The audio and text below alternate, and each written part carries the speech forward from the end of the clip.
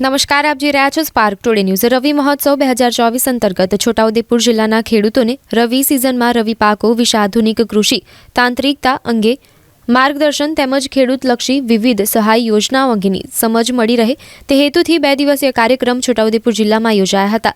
જ્યારે આજે સમાપન સમારોહ કાર્યક્રમ યોજવામાં આવ્યો હતો। છોટાઉદેપુર ખાતે યોજાયેલ કાર્યક્રમમાં છોટાઉદેપુર લોકસભાના સાંસદ જશુભાઈ રાઠવા ઉપસ્થિત રહ્યા હતા। સાંસદ જશુભાઈ રાઠવા ઉપસ્થિત રહી ખેડૂતોને સરકાર દ્વારા અપાતી સહાય અને યોજનાઓ વિશે જાણકારી આપી હતી। કાર્યક્રમમાં સાંસદની સાથે જિલ્લા પંચાયતના કારોબારી અધ્યક્ષ શર્મિલાબેન રાઠવા, આરોગ્ય સમિતિના ચેરમેન ગુમાનભાઈ રાઠવા, એપીએમસીના ચેરમેન મુકેશભાઈ પટેલ, જિલ્લા ભાજપના ઉપપ્રમુખ દિનેશભાઈ રાઠવા, જિલ્લા ખેતીવાડી અધિકારી બીએચ પંચાલ સહિત આગેવાનો અને ખૂબ મોટી સંખ્યામાં ખેડૂતો ઉપસ્થિત રહ્યા હતા। છોટાઉદેપુર જિલ્લાની અંદર રવિ કૃષિ મહોત્સવનો બીજો દિવસ છે, ત્યારે હું ખૂબ ગૌરવ સાથે કહી શકું કે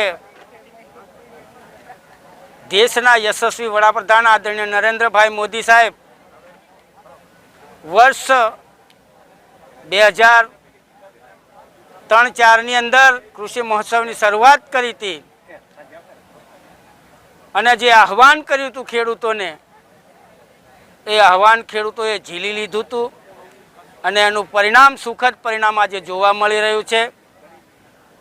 ત્યારે હું ગુજરાત સરકારનો અને કેન્દ્ર સરકારનો ખૂબ આભાર માનું છું કે છોટાઉદેપુર જિલ્લા જે છેવાડાનો જિલ્લો કહેવાય એવા ખેડૂતોની આવક બમણી કરવા માટે ખૂબ કટિબદ્ધ થઈને ખેડૂતોને સુખી કર્યા, તે બદલ આભાર માનું છું। વંદે માતરમ, ભારત માતા કી જય।